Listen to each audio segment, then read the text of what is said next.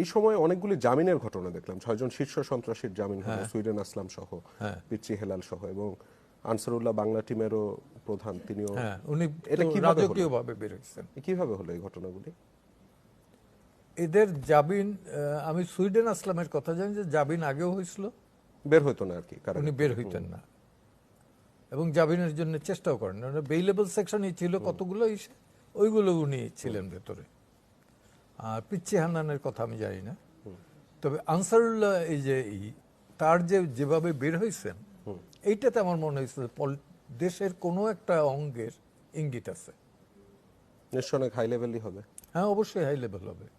যেমন প্রথম দিনের কথাই আমি বলি, সেনা প্রধান জামাত ইসলাম তো তখনও বেআইনি।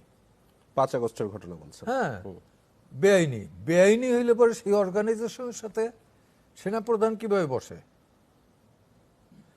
আগে তো তার লিগালাইজ করে নিতে হবে। একটা ইললিগাল অর্গানাইজেশনের সাথে সে কিভাবে বসে?